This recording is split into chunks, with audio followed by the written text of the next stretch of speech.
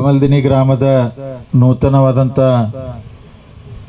ಸಹಕಾರಿ ಹಾಲು ಉತ್ಪಾದಕರ ನೂತನವಾದಂಥ ಕಟ್ಟಡ ಉದ್ಘಾಟನಾ ಸಮಾರಂಭಕ್ಕೆ ಆಗಮಿಸಿ ದಿವ್ಯ ಸಾನ್ನಿಧ್ಯ ವಹಿಸಿದಂಥ ಪರಮ ಪೂಜ್ಯ ಸುನದೋಳಿ ಅಪ್ಪರ ಪಾದಾರಗಳಿಗೆ ನಮಸ್ಕರಿಸುತ್ತಾ ಈ ವೇದಿಕೆ ಮೇಲೆ ಆಸೀನಾದಂಥ ಎಲ್ಲ ಗೌರವಾನ್ವಿತ ಅತಿಥಿಗಳೇ, ಕಮಲ್ದಿನಿ ಗ್ರಾಮದ ಸಮಸ್ತ ಗುರು ಹಿರಿಯರೇ, ರೈತರೇ, ಯುವಕರೇ, ಮುದ್ದು ಮಕ್ಕಳೇ.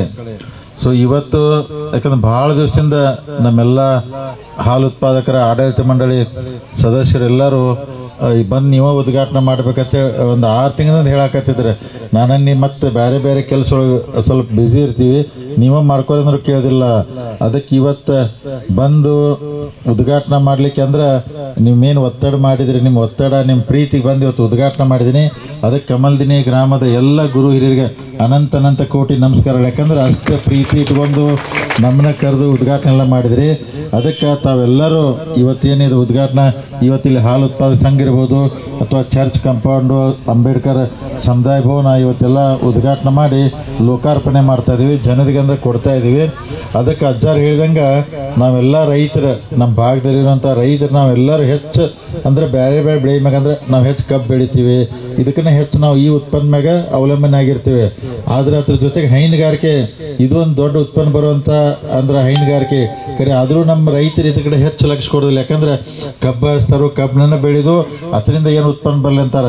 ಆದ್ರೆ ಇದು ಒಂದು ಯಾಕಂದ್ರೆ ಸಣ್ಣ ಅಂದ್ರೆ ಬಹಳ ಒಂದ್ 2 ಆಕಳ ಕಟ್ಕೇಸ್ ನೀವು ಸರಿಯಾಗಿ ನಡ್ಸ್ಕೊತ ಹೋದ್ರಿ ಅಂದ್ರೆ ಏನಿಲ್ಲ ಅಂದ್ರೂ ತಿಂಗಳಿಗೆ ನಿಮ್ಗೆ 20,000 ಉತ್ಪನ್ನ ಬರ್ತೈತೆ. ಅಂದ್ರೆ ಎಲ್ಲಾ ಖರ್ಚು ತೆಗದ ಇದ್ರ ದಗದೇನಪ್ಪ ಬೆಳಿಗ್ಗೆ 1-2 ತಾಸ, ಸಂಜೆಗೆ 2 ತಾಸ. ಅದಕ್ಕೆ ಇದ್ರ ಬಗ್ಗೆನೂ ನಮ್ಮ ರೈತರಿಗೆ ಅಂದ್ರೆ ಹೆಚ್ಚು ಅವಲಂಬನೆ ಆಗ್ಬೇಕು. ಯಾಕಂದ್ರೆ ಇದು ಒಂದು 20,000 ತಿಂಗಳ ಬಂದ್ರೆ ಏನ್ ಕಡಿಮೆ ಇಲ್ಲ, ವರ್ಷಕ್ಕೆ ಒಂದು 2 ಲಕ್ಷ ಇದ್ರದ ಉತ್ಪನ್ನ ಬರ್ತಂದ್ರೆ ಇದು ಒಂದು ದೊಡ್ಡ ಉತ್ಪನ್ನ ಆಗ್ತೈತಿ.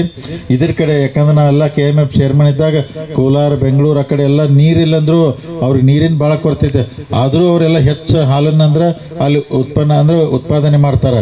ಅದಕ್ಕೆ ನಮ್ಮ ಭಾಗದಲ್ಲಿರುವಂತ ರೈತರು ನೀವು ಅಂದ್ರೆ ಕಬ್ಬು ಬೆಳೆಲಿ, ಗೊಂಜಾಳ ಬೇರೆ ಯಾವ್ದು ಬೆಳೆ ಜೊತೆ ಇದನ್ನು ಒಂದು ಹೈನುಗಾರಿಕೆ ಮಾಡಿದ್ರೆ ನಿಮಗಂದ್ರೆ ಆರ್ಥಿಕವಾಗಿ ಅನುಕೂಲ ಆಗ್ತೈತಿ.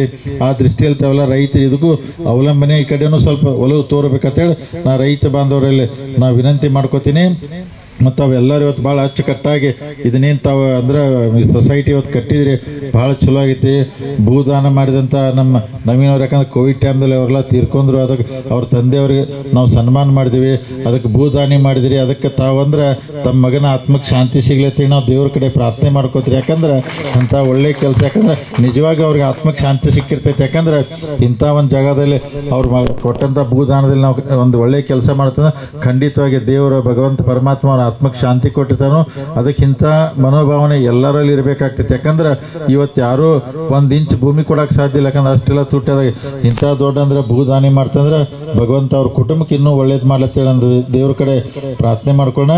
ಮತ್ತೆ ಈ ಸಂಘ ಏನೈತಲ್ಲ ಇದನ್ನೆಲ್ಲ ನಮ್ಮ ಆಡಳಿತ ಮಂಡಳಿ ಎಲ್ಲ ಸದಸ್ಯರು, ಇಲ್ಲಿರುವಂತ ನಮ್ಮ ಕಾರ್ಯದರ್ಶಿಯವ್ರ ಮ್ಯಾಗ ಹೆಚ್ಚಿನ ಜವಾಬ್ದಾರಿ ಇರ್ತೈತೆ. ನೀವು ಇನ್ನೂ ಹೆಚ್ಚಿನ ಪ್ರಮಾಣದಲ್ಲಿ, ನಾವು ಈಗ ಬೆಳಗಾವಿ ಜಿಲ್ಲಾ ಹಾಲು ಒಕ್ಕೂಟ ಅಧ್ಯಕ್ಷ ಆದ ನಂತರ ನಾವು ಮುಂದಿನ ದಿನಮಾನದಲ್ಲಿ ಬಹಳ ಬದಲಾವಣೆ ತರಬೇಕು. ಬೆಳಗಾವಿ ಡೈರಿ ಮುಖಾಂತರ ಮೊದಲೆಲ್ಲ ರೈತರಿಗೆಲ್ಲ 35 ದಿವಸಕ್ಕೂ 40 ದಿವಸಕ್ಕೂ ರೈತರಿಗೆ ಬಿಲ್ ಬರ್ತಿದ್ದು. ಈಗ ನಾವೆಲ್ಲ ಏನ್ ಪದ್ಧತಿ ಮಾಡತ್ತಂದ್ರೆ 20 ದಿವಸ ಕನಿಷ್ಠ ರೈತರ ಹಾಲು ಹಾಕಿರ್ತಲ್ಲ 20 ದಿವಸಕ್ಕೆ ಅವ್ರಿಗೆ ಬಿಲ್ ಬರಬೇಕು. ಇನ್ನು ಮುಂದೆ ಬರ್ತಾ ಇನ್ನೂ ಕಡಿಮೆಗೆ ಅಂದ್ರೆ 10 ದಿವಸಕ್ಕೆ ಬಂದು ನಮ್ಮ ರೈತರಿಗೆ ಬಿಲ್ ಮುಟ್ಟಾಕತ್ತಂದ್ರೆ ಅವ್ರಿಗೆ ಬಹಳ ಆರ್ಥಿಕವಾಗಿ ಅನುಕೂಲ ಆಗ್ತೈತಿ. ಬೆಳಗಾವಿ ಹಾಲು ಒಕ್ಕೂಟ ಮುಖಾಂತರ ಇನ್ನೂ ಪ್ರಾಮಾಣಿಕವಾಗಿ ನಾವು ಪ್ರಯತ್ನ ಮಾಡ್ತೀವಿ. ನಮ್ಮ ಭಾಗದಲ್ಲಿರುವಂತಹ ರೈತ ಬಾಂಧವರಿಗೆ ಎಲ್ಲ ಒಳ್ಳೇದಾಗ್ಲತ್ತೇಳಿ ಇನ್ನು ವಿಶೇಷವಾಗಿ ಕಮಲ್ದಿನಿ ಎಲ್ಲ ತಾವು ಇಲ್ಲಿ ಇದ್ದಂತ ಎಲ್ಲ ಗುರು ಹಿರಿಯರು, ಎಲ್ಲಾ ಸಮಾಜದ ಮುಖಂಡರು ಯಾವುದೇ ಚುನಾವಣೆ ಬಂದಾಗ ನಮಗೆಲ್ಲ ನಿಂತು ಆಶೀರ್ವಾದ ಮಾಡಿದಿರಿ. ಮುಂದಿನ ದಿನಮಾನದಲ್ಲೂ ನಿಮ್ಮ ಆಶೀರ್ವಾದ, ಪ್ರೀತಿ, ವಿಶ್ವಾಸ, ಸಹಕಾರ ಸದಾ ನಮ್ಮ ಮೇಲೆ, ನಮ್ಮ ಕುಟುಂಬ ಮೇಲೆ ಇರ್ಲಿ ಅಂತೇಳಿ ತಮ್ಮಲ್ಲಿ ಕಳಕಳಿಯಿಂದ ವಿನಂತಿ ಮಾಡ್ಕೋತೀನಿ ನಾನು. ಅದಕ್ಕೆ ಮುದುಕನ್ನತ್ತಿ ಒಟ್ಟ 6 ತಿಂಗಳ ಬೆನ್ನತ್ತಿದ್ ಒಟ್ಟ ಸೊಸೈಟಿ ಉದ್ಘಾಟನೆ ಸಮಾಧಾನ ಆಯ್ತು ನಿಂದು ಅಲ್ಲ ಒಟ್ಟ ಬಿಡದಾಗಿರ. ಅದಕ್ಕೆ ನಾ ಬ್ಯಾಸತ್ ಕೇಸ್ ಬಂದ್ ನೋಡಪ್ಪ ಇವತ್ತು. ಅದಕ್ಕೆ ಅವ್ರ ಕಾಟಕ ಬಂದಂಗೆ. ಯಾಕಂದ್ರೆ ನಾವು ಬ್ಯಾಡ ಬಿಡೋ ಕೆಲಸ ಭಾಳ ಅದಾವ, ನಾಳೆ ಮೀಟಿಂಗ್ ಐತೆ ಅಂದ್ರೂ ಕೇಳಿಲ್ಲ. ಆದ್ರೂ ಎಲ್ಲರ ನಿಮ್ಮ ಕಮಲ್ದಿನಿ ಪ್ರೀತಿಗೋಸ್ಕರ ಬಂದಿದ್ದನು. ಅದಕ್ಕೆ ಆ ಸಂಘನ ಚಲೋ ಹಂಗೆ ನಡೆಸೋ ಜವಾಬ್ದಾರಿ ನಿಮ್ಮ ಮ್ಯಾಗೈತೆ. ಯಾಕಂದ್ರೆ ಸಂಘ ಮತ್ತೆ ಬೆಳೆಯಕ್ಕೆ ಅಜ್ಜಾರು ಹೇಳಿದಂಗ ಇನ್ನೂ ನೀವು 100 ಲೀಟರ್ ಹಾಲಿಂದ ಪ್ರಾರಂಭ ಮಾಡ್ರಿ, 400 ಆದ್ರಿ, ಇನ್ನೊಂದು ವರ್ಷ ಒಳಗೆ ಮತ್ತೆ 800-1000 ಲೀಟರ್ ಹಾಲು ಹೋತಂದ್ರೆ ರೈತರಿಗೆ ಬಹಳ ಅನುಕೂಲ ಆಗ್ತೈತಿ.